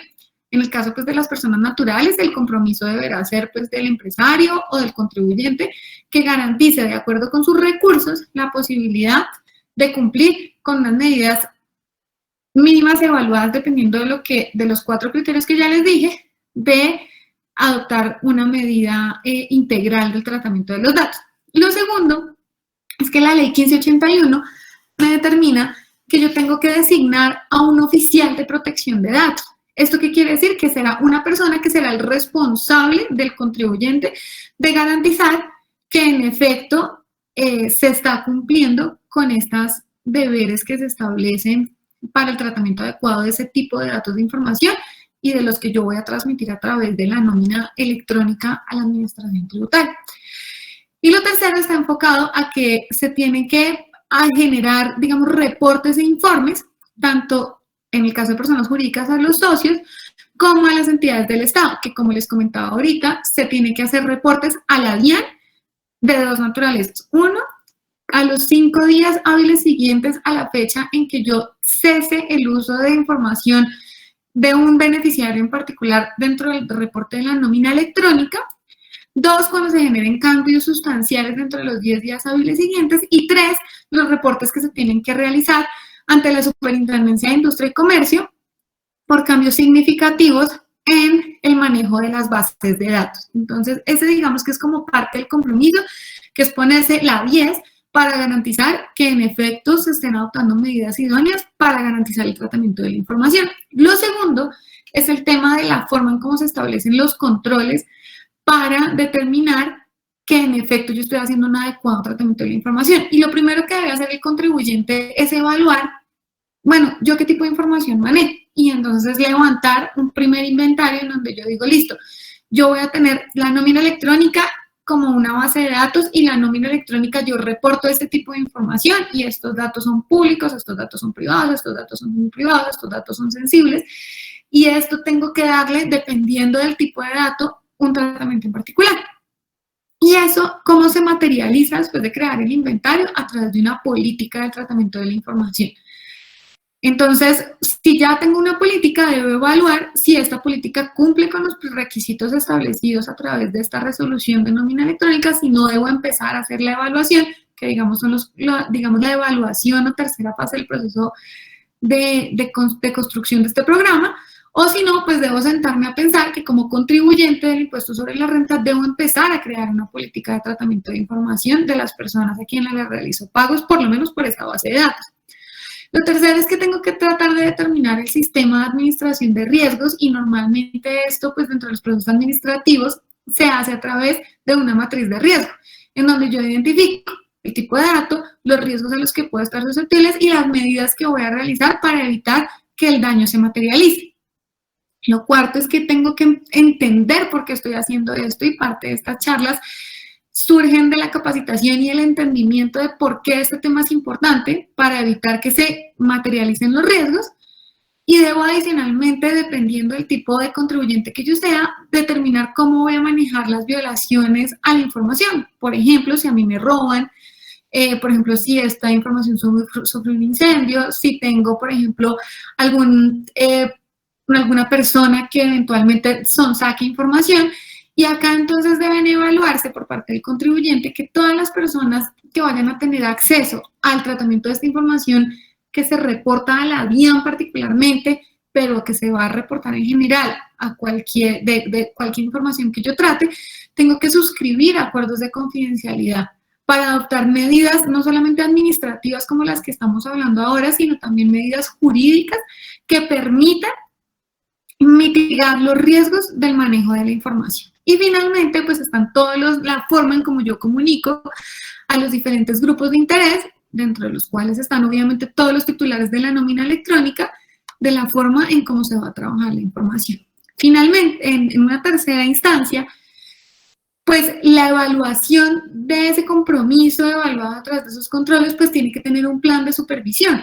Y esto implica que yo debo supervisar a través de que surjan nuevas normas o que surjan nuevos reglamentos que me determine verificar si lo que yo he creado está vigente o simplemente quedó como un documento anacrónico que simplemente me sirve para tenerlo ahí. Y esto es, digamos, hace parte del plan de supervisión. Normalmente, o por lo menos por una mediana diligencia, pues se recomienda que estos planes de supervisión que tenemos que empezar a realizar los contribuyentes se realicen una vez al año. Y finalmente, y ya para terminar un poco la charla y empezar a hacer una recapitulación, nosotros tenemos que estar como contribuyentes en la posibilidad de demostrar que nosotros estamos cumpliendo con ese programa integral de tratamiento de datos personales, dentro de los cuales pues se va a encontrar el tema de la información que yo reporto a través del documento de nómina electrónica.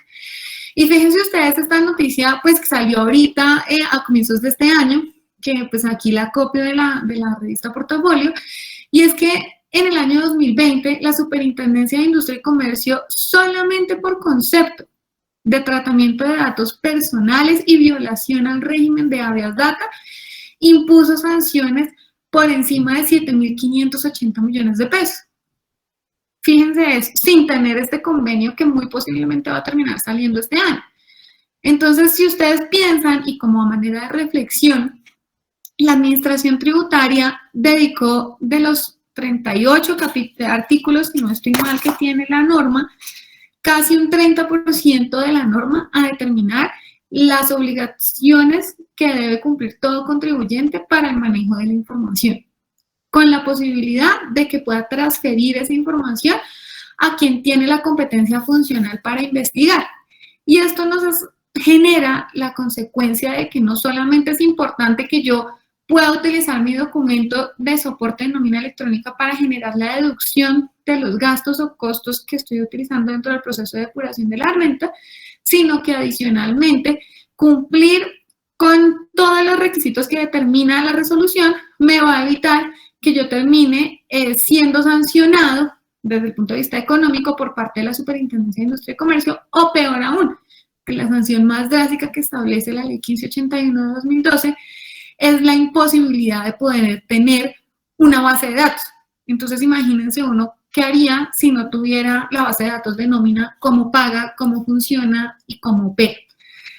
Entonces, pues, ya para concluir, lo que nosotros queríamos, pues, como comentarles con Camilo, es que el Estado cada vez se ha dado cuenta de la gran información que tiene y de todos los beneficios que tiene que entre las entidades públicas se interrelacionan. Y esto es lo que nos está obligando es a generar un cambio en la forma en cómo nosotros como contribuyentes o como responsables de cierta tratamiento de información tenemos que tener para garantizar, uno, de un lado, pues que estamos cumpliendo con todas las normas que se determinan, y dos, que cuando cumplimos con las normas, pues podemos acceder a diferentes beneficios y ser, digamos, y no ser beneficiarios, por decirlo de alguna manera, de sanciones que puedan originar, pues, no solamente erogaciones de contenido económico, sino inclusive, pues, sanciones que puedan impedir el desarrollo de nuestras actividades. Entonces, pues, eso sería como, en términos generales, lo que quisiéramos compartir, pues, lo que queríamos compartirles el día de hoy.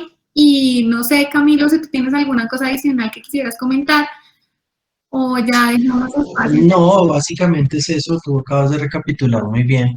Es importante pues tener en cuenta que esta información con plena certeza llegará a la OIPP para lo correspondiente a la fiscalización de aportes.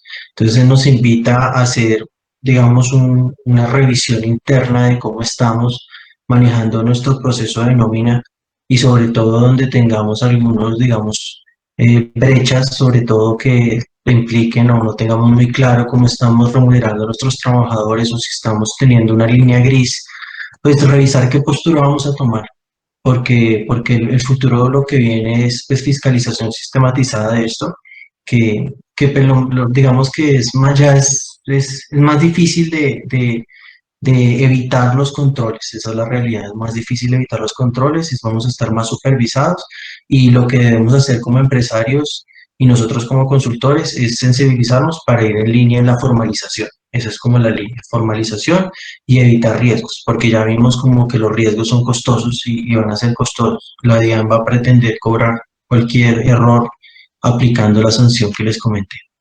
Es básicamente eso y estamos abiertos a sus dudas y preguntas.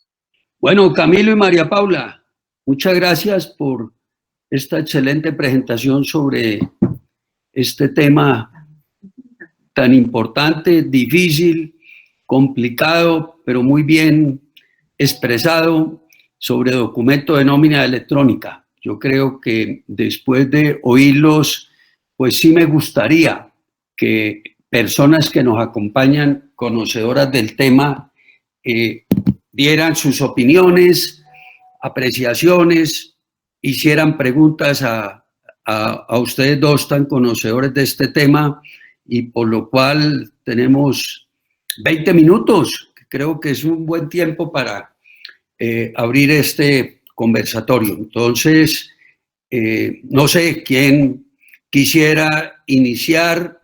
Me gustaría más que por escrito tomara el micrófono, lo abriera y hiciera sus comentarios o preguntas a Camilo y a María Paula. Jorge Francisco Camacho. Sí, Pacho, tiene la palabra. Sí, muchas gracias a Camilo y María Paula. Excelente presentación, de la cual obviamente a duras penas tengo idea de algo. Entonces, igual necesitaría leerlo como varias veces como para poderlo entender, pero para eso cuento con ustedes.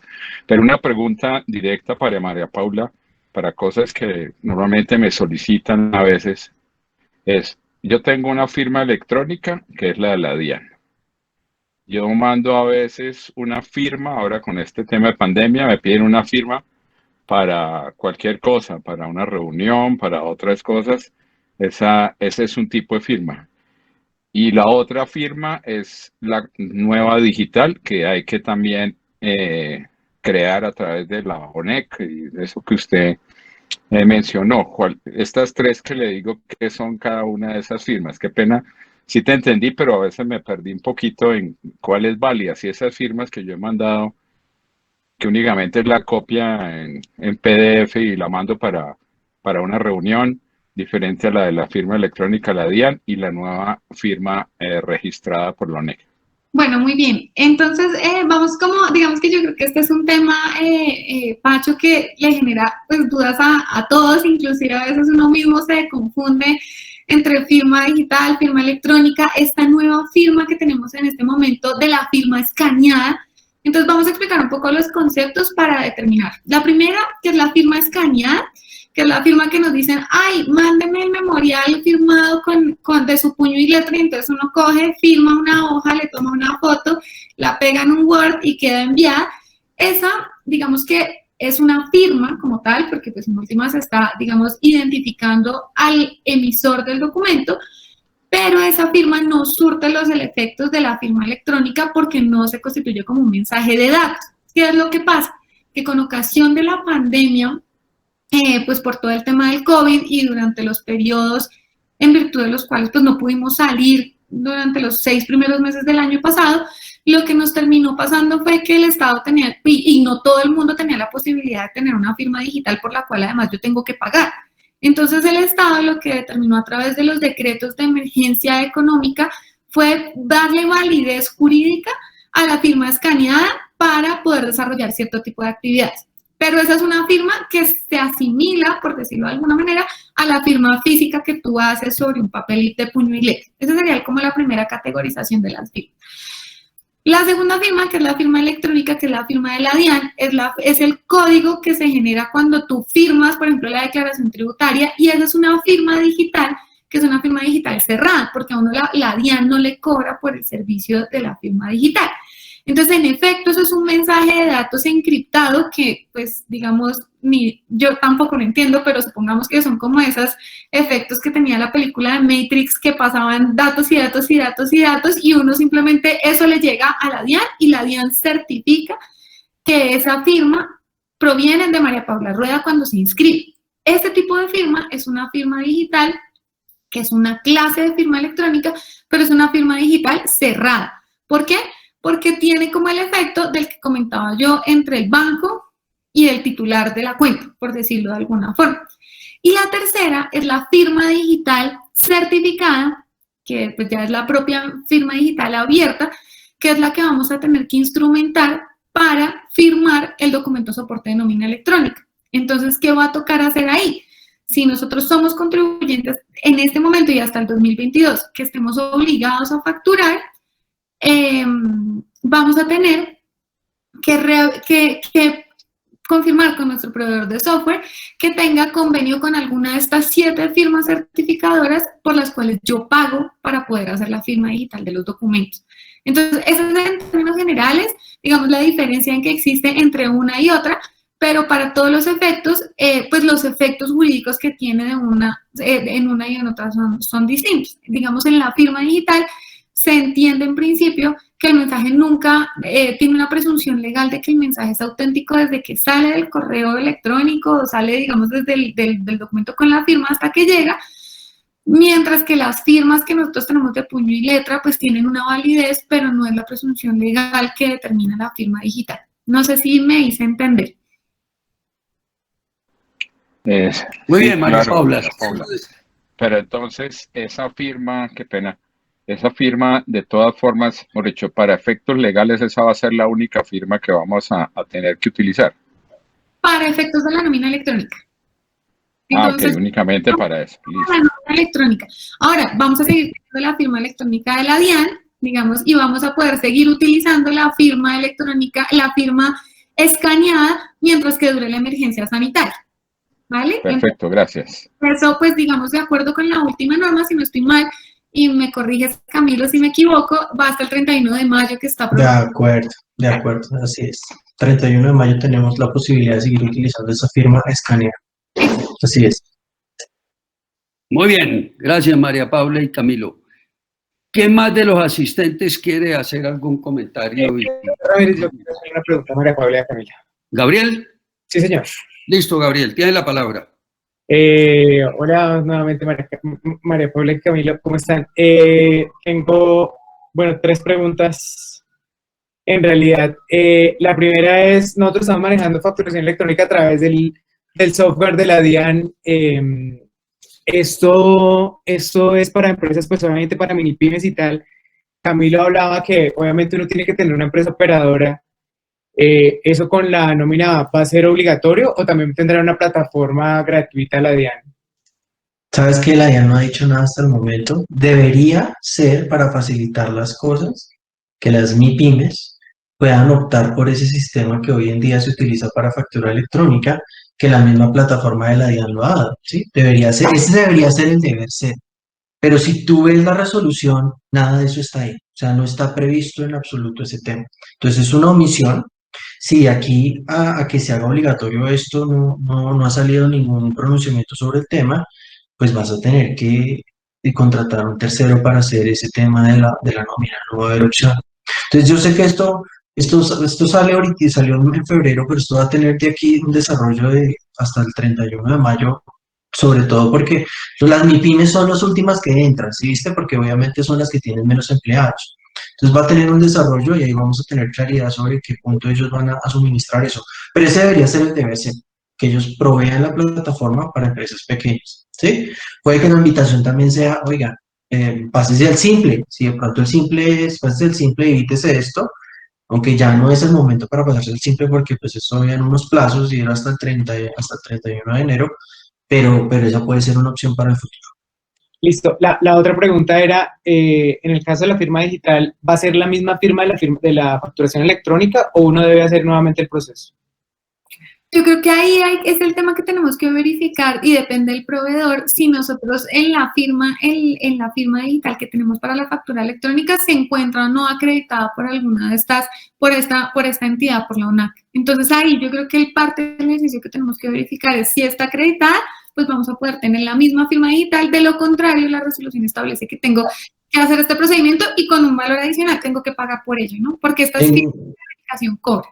Quería precisar algo ahí, María Paula, y es que, digamos, cuando el servicio es gratuito, como el que tienes tú, ellos sacan firma digital y el costo lo asume el Estado. Eso estaba previsto ahí. Digamos que no, y creería que sí da la funcionalidad completa, pero date cuenta que eso no está regulado hoy en día. O sea, eso no, hoy en día no tenemos eso, sí, no está previsto. Entonces pareciera que no va a haber.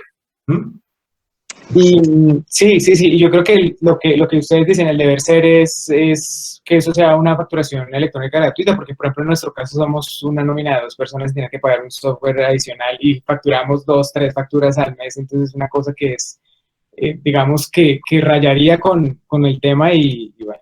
Total. La última pregunta es, ¿esto de alguna manera va a reemplazar los exógenos en las empresas, digamos en las minipymes al menos? Imagínate que esa es una inquietud que ha surgido y digamos que hay personas que han entendido que sí, y no está previsto en ningún lado todavía eso. O sea, digamos, la resolución hoy en día no prevé que si tú empiezas a reportar esto, el reporte de exógena no debería ser. Pero hay algo que sí tenemos que recordar y es el decreto que salió, creo que en el 2012, que es el decreto que suprimió algunos trámites y trajo un principio y es que uno no debería entregarle a la administración información que ya tiene. Entonces, si partimos de esa base, pues si ya la administración tiene la nómina, por lo menos de los primeros, digamos, en este año que es atípico, asumamos que somos muy grandes, entonces vamos a tener la nómina de los primeros 7 meses ya de nómina electrónica, pues debería entenderse que no deberíamos volver a reportar el tema, ¿sí?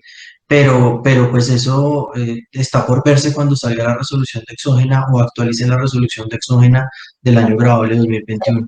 Eso podría generar un doble reporte y eso va a afectar la renta de la asalariada. No creo que lo genere porque, si, digamos, ellos pueden, digamos, desde el punto de vista sistemas, podrían eliminar o no tener en cuenta el reporte del asalariado, ¿sí? La idea es que eso debería suprimirse. Ese es el objetivo, ¿sí? Ese es el objetivo, debería suprimirse. Porque ya tienes la información que necesitas mensualmente, ya no la vas a tener así, una vez se culmina el año y tener que reportarlo, sino mensualmente ya vas a tener esa información. Ok. Muchísimas gracias a los dos y felicitaciones. Muy buena la charla, gracias. Gracias. Una Gracias. pregunta, María Paula y Camilo. Buenas noches a todos. Marta, Señor, sigue Marta. hay empresas muy pequeñas que solamente tienen 1 o 2 empleados y tienen poco de constitución. ¿Esas empresas estarían obligados a facturar también electrónicamente la nómina? Sí, si son contribuyentes del impuesto sobre la renta, la respuesta es sí. Si tú te acuerdas, en el calendario vimos que había hasta 1. Si tú tenías un empleado, tenías una fecha dispuesta. Digamos que, ¿cuál sería, digamos, mi recomendación? Y yo soy muy amigo del régimen simple, es que para esas empresas miren si el régimen simple es una opción, porque el régimen simple te quita mucha tramitología y muchas responsabilidades, sobre todo de temas formales, y el régimen simple puede ser una opción de tributación para quitarte esta obligación. Muchísimas gracias. Ahora, con una precisión adicional, y es que estaríamos hablando del caso de empresas, que es la pregunta que Camilo te contesta, pero en el caso que sean personas naturales, que eventualmente no estén obligadas a facturar electrónicamente, hay que tener en cuenta que la obligación también se va a terminar generando a partir del año 2022. Entonces, en esa medida, todo esto que estamos tratando ahora va a terminar siendo obligatorio prácticamente para todos en 2 años, en un año. Esa sería como parte de la reflexión. Ok, muchas gracias. Muy bien. ¿Quién más quiere hacer algún comentario o alguna pregunta?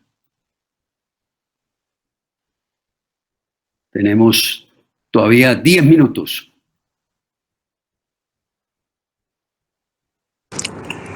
A ver, ¿quién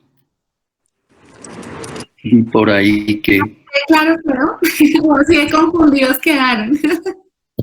quedaron Así muy de, confundidos? así de preocupados quedan. Eso. El tema es confuso. La otra pregunta, aprovechando, es, ¿eso eventualmente ellos lo van a empezar a cruzar también con los reportes del sistema de seguridad, digamos, con la planilla, con todo eso? ¿O tampoco han mencionado? Así, No, eso es el propósito. ese es el Eso es propósito. lo que buscan. Y de hecho, si tú sabes, la UGPP y la DIAN ya tienen convenios de cooperación de transmisión de información. Entonces, esto también va a ser un instrumento de reporte casi que automático a nuestro juicio para la unidad de gestión de parafiscalidad. Correcto. Y ahí van a salir las alertas. Sigo preguntando. En el caso de las mini pymes, ¿cómo se maneja todo el tema de manejo de base de datos? Por ejemplo, una empresa pequeña, ¿eso se considera una base de datos ante la SIC o a partir del número de personas? Mira, cualquier información que tú tengas, que tenga datos personales, que lo tengas organizado, se considera base de datos. Entonces, voy a poner un ejemplo. En la empresa voy a poner un ejemplo de una empresa pequeña, una empresa de una persona con un trabajador. Uh-huh. Entonces, yo por lo menos tengo una base de datos con un titular de información que es ese trabajador. Y esa base de datos tengo que registrarla ante la Superintendencia de Industria y Comercio, tengo que designar un oficial de privacidad, tengo que cumplir con una serie de normas y tengo que hacer unos reportes. Pero yo tengo más de un interlocutor siempre. Puedo tener un proveedor, puedo tener clientes, puedo tener ex trabajadores, puedo tener, no sé, pensionados, puedo tener, digamos en términos generales, lo que nosotros hemos visto en nuestra experiencia es que cuando menos una organización o una persona que tenga tratamiento de información, normalmente debe estar oscilando mínimo en 3 bases de datos. Así tenga un único titular de información por cada base de datos. Y esa es la información que es susceptible de ser tratada. Entonces, todo eso tiene que cumplirse. De hecho, pues, para las empresas que no están, o para los contribuyentes ahora también, porque incluso pues se entiende por empresa, persona natural y persona jurídica, que tenga tratamiento de información, esta obligación está vencida desde ya hace un tiempo, y la reflexión ahora, que es como lo que nosotros pues discutíamos antes de tener esta charla, es que de pronto nosotros no le paramos a veces bolas a los temas de la SIC, pero le paramos muchas bolas a los temas de la DIAN. Entonces, por eso la DIAN le metió casi 10 artículos a temas de otras entidades para decir, bueno, entonces si no lo cumplo por aquí, lo tengo que cumplir por allá. Calcularlo a uno. Exactamente, sí, señor. Gracias de nuevo. Bueno, quedan 8 minutos para terminar nuestra reunión. ¿Quién más quiere opinar, hacer preguntas?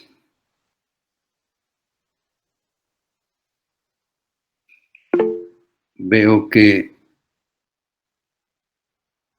aquí un mensaje del doctor Acevedo, Antonio José Bucaramanga, que muchas gracias, muy novedosos los temas. A ver, ¿nadie más? Bueno, Voy quiero a... dar gracias. Okay. Sí, ¿quién? ¿Fernando? Javier. ¿Aló? Hola, Jorge. Javier. Sí. Ah, Javier Gómez. Javier, tienes la palabra. Sí, quiero dar gracias porque yo inicié la conversación como en broma, con una palabra muy colombiana, absolutamente colombiana, que ni siquiera es regional, sino colombiana, que es ganoso. Y es que me encantan los temas en los temas que no manejo. Y por eso asistí a esta reunión.